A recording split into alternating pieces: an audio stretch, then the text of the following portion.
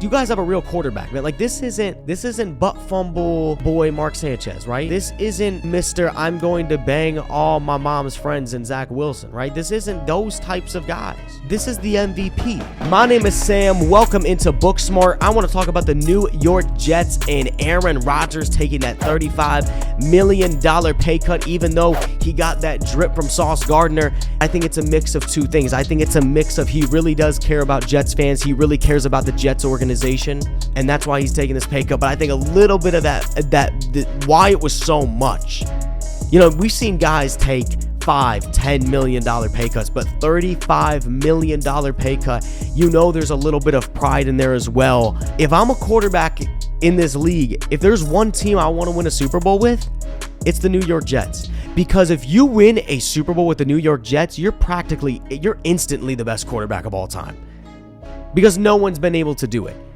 And that's what Aaron Rodgers is thinking, just because the attention-seeking mindset that he has. He wants to be known as the second best quarterback in Packers history and the best quarterback in Jets history. I mean, he's already the Jets' best quarterback. He hasn't even stepped on the field of MetLife yet. But this right here is showing how bad he wants to bring a title to New York. And now, Dalvin Cook. I don't know if he met with them yet or he's going to be meeting with them. Dalvin Cook going to be meeting with the Jets. Jadeveon Clowney still on the market, be able to boost that D-line already with Quinnen Williams on it. If you want to add another receiver as well, I mean, if you want, you know, the walking hamstring issue himself, Sammy Watkins or Kenny Golladay, if he decides to run the route that he's supposed to, you could sign him.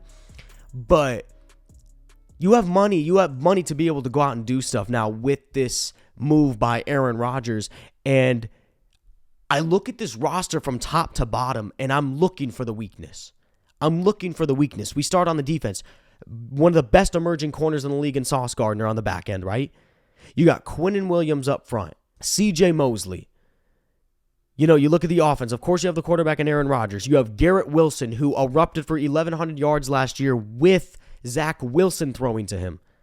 You bring in Alan Lazard, the chemistry him and Aaron Rodgers had in Green Bay. Randall Cobb, he's that security blanket for Aaron, right? Breece Hall coming back off that ACL tear. And if you add Dalvin Cook to that, you're going to have that 1-2 punch, right? That change of pace kind of back Breece Hall with Dalvin Cook. I think if you want to talk about even Greg Zuerlein as the kicker, man.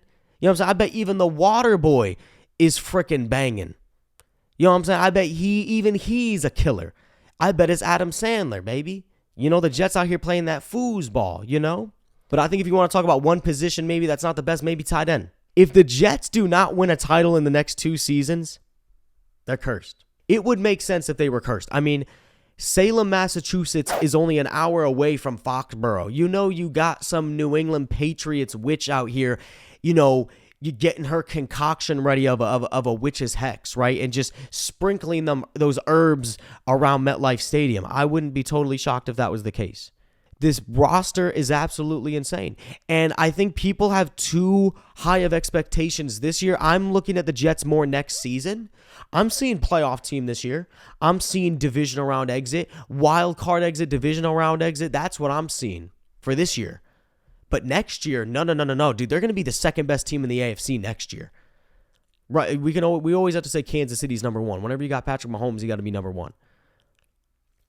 But they're going to be the second best team, in my opinion, in the AFC next season. But this year, I think everyone's got to get used to it, man. Like, the Jets have never seen anything like this before.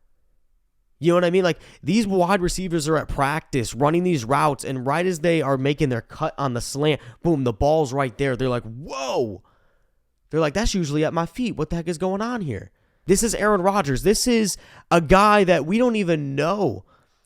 We can't decide if him and Brett Favre, who's the best quarterback in Packers history. That's the type of guy that you have. And they're not used to this. The Jets are not used to this. You know, the owner, the GM, the coaches, just everybody in the Jets organization is watching Rodgers throw, and they're like, what is this creature that we see? You know what I mean? It's a quarterback. That's a real quarterback. This is what it looks like. This is what it is. I'm really looking at next season. I think next year is the year for the Jets. They're going to compete this year. Again, they're going to make some noise, wild card, divisional round, but next year is the year that is Super Bowl or bust, in my opinion, because I don't think Rodgers is lasting more than 2 years in New York. And the division is a little bit tough as well. I mean, you still got Buffalo you're fighting with. You got the Miami Dolphins that if Tua Tagovailoa stays healthy, that's an amazing offense, even though they just lost Jalen Ramsey for a while.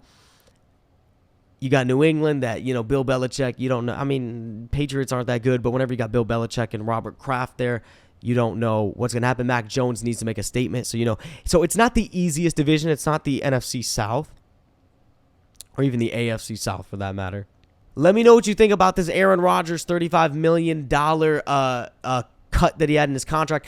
Is it a selfish thing? Because he really wants to win a title with the Jets, because he wants to be known as the best quarterback in Jets history, and he wants to make himself look good to not only his teammates but the league. Like, yeah, I'm not selfish. I'm a team player. Or is he really doing this 100% because he cares about this franchise and he wants them to be able to just add whoever they can? And it's not about money. It's not about fame for him. It's just about straight up winning. Let me know what you think, what your thoughts are on that. Let me know what you think the Jets' record is going to be this season as well. This has been BookSmart, and I'll talk to you guys later.